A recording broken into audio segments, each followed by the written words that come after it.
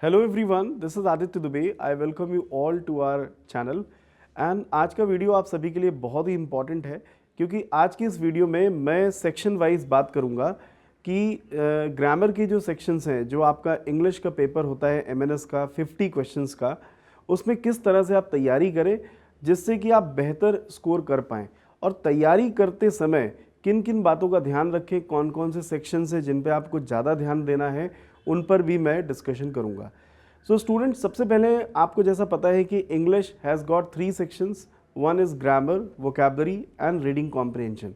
सो बात करते हैं ग्रामर में। ग्रामर में आपको स्पॉटिंग एरर्स की अच्छी प्रैक्टिस होनी चाहिए।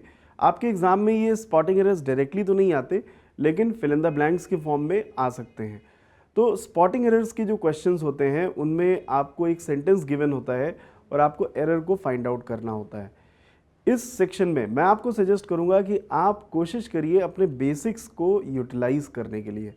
और अगर आपके बेसिक्स के थ्रू वो क्वेश्चन सॉल्व हो जा रहा है, इट्स गुड। अगर नहीं तो उस पर एनालिसिस भी करिए।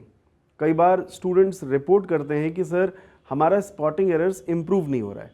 सो मेरा अक्सर ये क्वेश्चन होता है कि कौन कौन से ऐसे क्वेश्चंस हैं जिनमें आपको प्रॉब्लम है। और जब प्रॉब्लम्स की बात आती है तो वो कहते हैं sir there is no question. It means आपको टू दी पॉइंट अप्रोच की ज़रूरत है। मतलब अगर आपको कोई भी क्वेश्चन स्पॉटिंग एरर सेगमेंट में नहीं आ रहा है, उसका लॉजिक नहीं आ रहा है, तो उसकी एनालिसिस करिए और किसी भी लॉजिक को रटिए नहीं।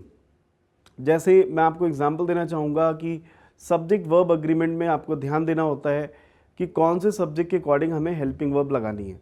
जैसे कुछ ऐसे कंजंक्शंस हैं जिनमें दो सब्जेक्ट्स ज्वाइन होते हैं, आइदर और, neither nor, not only but also.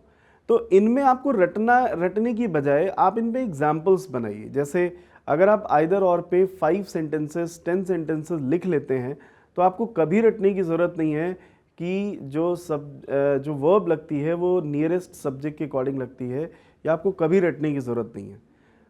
और अगर आप सेंटेंसेस नहीं बनाएंगे तो आपको हमेशा रटने की ज़रूरत है। और जो चीज़ें हम रटते हैं उन्हीं को हम भूलते हैं। हम उन चीज़ों को कभी नहीं भूलते जो हमारे प्रैक्टिकल एस्पेक्ट्स में होते हैं।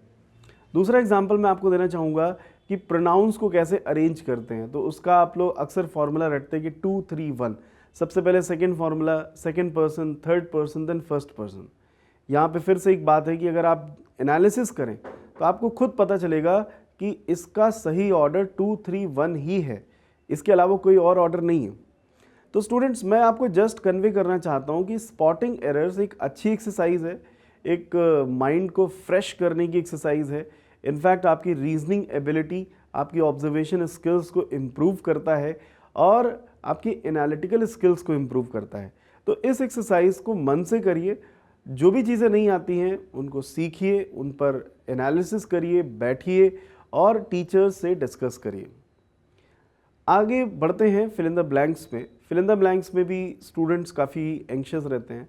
उनका कहना है कि सर पता नहीं कौन सा वर्ड कैसे फिल करना है, हमको इसका नॉलेज नहीं है। मैं फिर से यहीं पर कहूँगा कि फिल इन द ब्लैंक्स की अच्छी एक्सरसाइजेज आपको प्रीपोजिशन, कंजंक्शन, आर्टिकल्स और सबसे इम्पॉर्टेंट आपको रिलेटिव प्रोनाउन कैसे फिल करना है, इन टॉपिक्स में आपको ये फिल इन द ब्लैंक्स की अच्छी एक्सरसाइजेज मिलेंगी।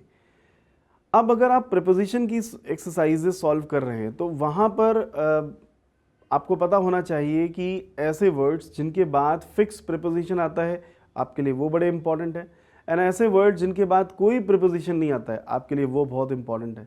तो फिल इन द ब्लैंक्स में भी मैं आपको सजेस्ट करूँगा कि आप एक एनालिसिस करें और अगर आपको नहीं समझ में आता है फिर से डिस्कस करें। और अगर आपको कोई ऐसा सरप्राइजिंग फैक्टर मिलता है कि हाँ इस शब्द के बाद यही प्रीपोजिशन आना था, तो उसमें आप अपने आप को दोष न दें। ये तैयारी में आपका एक सेल्फ कॉन्फिडेंस देता है। इसमें आपकी कोई गलती नहीं है कि अगर आपको उस पर्टिकुलर प्रीपोजिशन की जानकारी नहीं थी तो नहीं थी, अब हो गई है और अब आपको याद रहेगा। अब अगर ये जानकारी आपको हो गई है तो अब आपका नेक्स्ट वर्क क्या है, सेंटेंसेस को बनाना। तो फिल इन द ब्लैंक्स भी अच्छे से इम्प्रूव हो जाते हैं। फिल इन द ब्लैंक्स में एक प्रॉब्लम ये आती है कि जब आपको दो ब्लैंक्स दिए होते हैं तो आपको थोड़ा सा कंपैरिजन करके ऑप्शन को सेलेक्ट करना होता है, दोनों ही वर्ड्स उनमें फिट हो। जो सिंगल ब्लैंक हैं उनमें तो आपको प्रॉब्लम नहीं आती, लेकिन जो डबल ब्लैंक्स हैं उनमें आपको कंपेयर करके आपको फिल करना होता है। मूविंग ऑन, मैं आपसे कहना चाहूँगा डायरेक्ट, इनडायरेक्ट और एक्टिव पैसिव, ये 2 टॉपिक्स आपके लिए बहुत ज़रूरी है, क्योंकि ये आपकी इंग्लिश का बेस है। अगर आपकी इंग्लिश का बेस स्ट्रॉन्ग है, सेंटेंस कंस्ट्रक्शन पे आपका कमांड अच्छा है, तो ओवरऑल लेवल पे आप कॉन्फिडेंट रहते हैं। बात करते हैं वोकैबलरी की, तो vocabulary building is not a task of a day, it has to go on. Every day 5 to 10 words you have to add to your dictionary, and reading ability is just given to see your exposure of reading skills.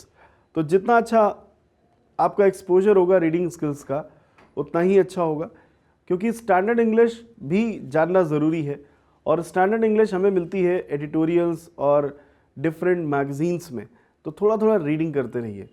So students, I hope आपको मेरी tips ज़रूर पसंद आई होंगी और आप इनको ज़रूर follow करें। आपकी और कौन सी क्वेरीज़ हैं वो मुझे इस वीडियो के कमेंट बॉक्स में ज़रूर बताएं, क्योंकि कॉन्सेप्ट के साथ साथ, कंटेंट के साथ साथ बहुत ज़रूरी है सेल्फ लेवल पे एनालिसिस करना। तो मैंने अपनी तरफ से जो जो क्वेरीज़ मुझे स्टूडेंट्स ने बताई हैं, उनका मैंने आपको एक्सप्लेनेशन दिया है। अगर आपको और भी कोई क्वेरी है तो ज़रूर शेयर करें। बेस्ट विशेस, जय हिंद, जय भारत।